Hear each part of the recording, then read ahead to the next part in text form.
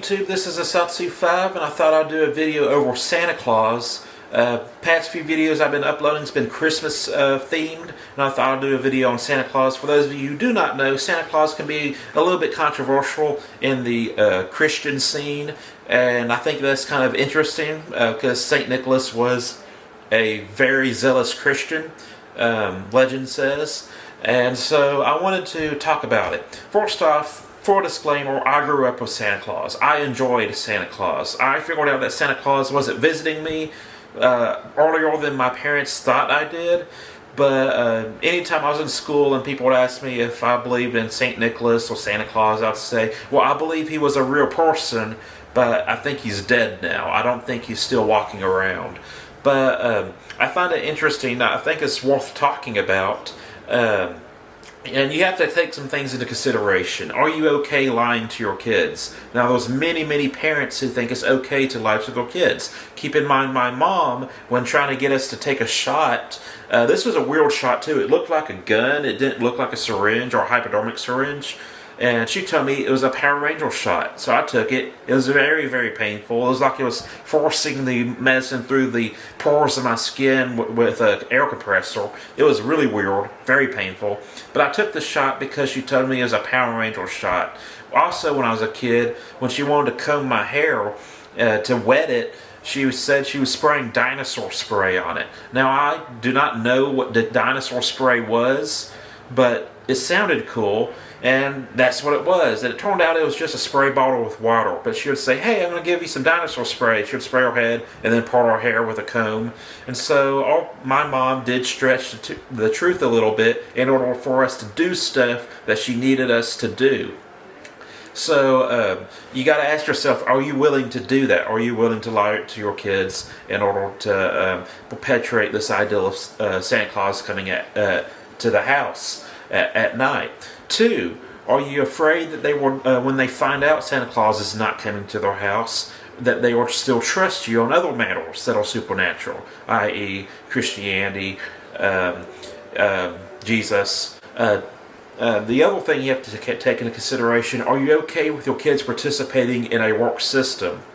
And what I mean by that is the Santa Claus game, or the ideal behind Santa Claus or St. Nicholas is that you're good for the whole year, and then because you're good and you're doing good things, Santa Claus brings you gifts, toys and such. That is the complete opposite of what Christians believe, and that is that we're saved by grace and faith alone.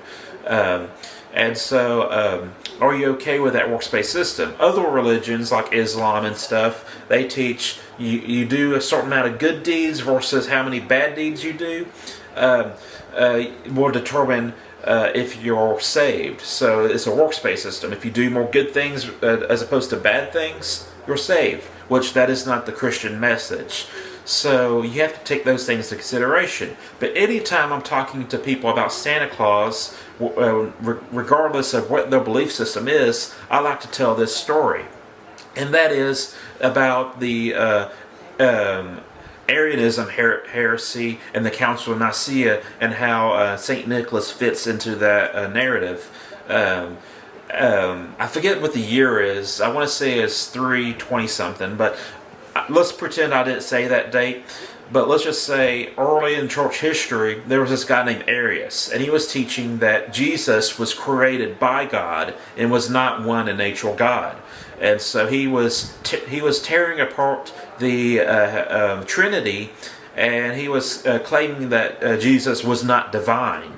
So a lot of Christians were very upset with this, but Arius was gaining a foothold in the Eastern Empire with this heresy. So they called the Ecumenical Council of Nicaea to let the different sides of this argument debate and determine who was Jesus. Was he divine? Was he not divine? And so the big player in this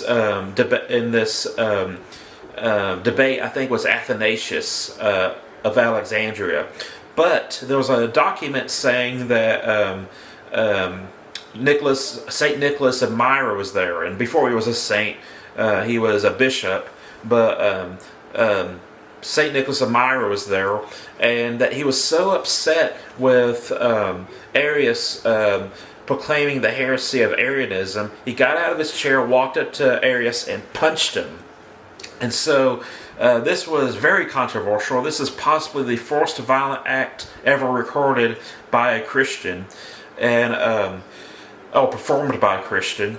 And he was stripped of his bishopcy. I don't know what you would call it, but he was demoted as a bishop, and he was in prison for the rest of the council.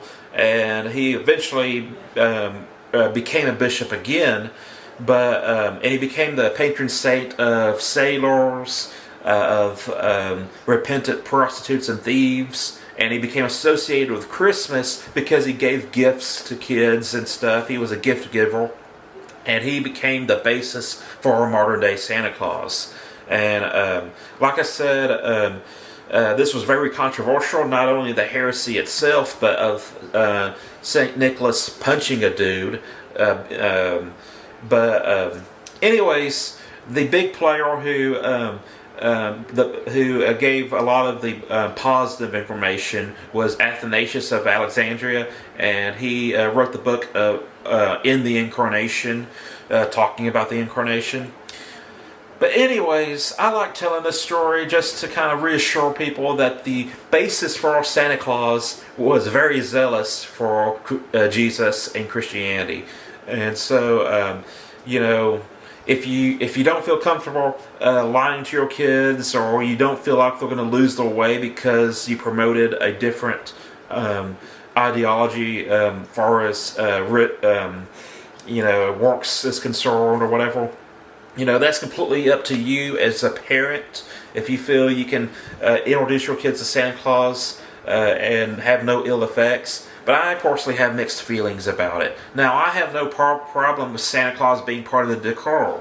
I have no problem with Santa Claus being in the mall. I have no problem with that. But I have mixed feelings about Santa Claus because I loved when I was a kid, waking up and being like, oh, look at all this stuff that's here, and the milk being half drank from the half a glass of milk being drank with the cookie crumbs. And I remember as a kid, my brother waking up and like, oh, I hear sleigh bells, I hear sleigh bells. It was fun. But I don't want my kids to not trust me, and I want them to know how salvation works. And so I'm going to leave it at that.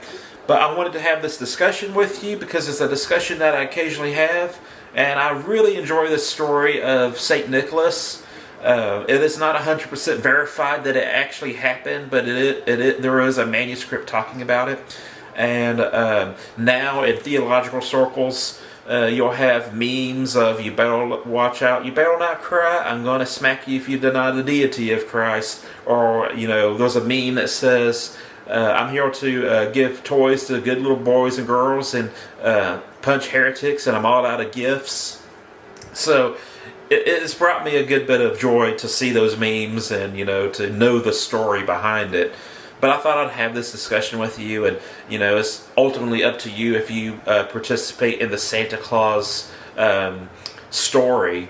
But anyways, that's it. That's the video. Thank you for watching. I'm a Satsu5, and I'm out.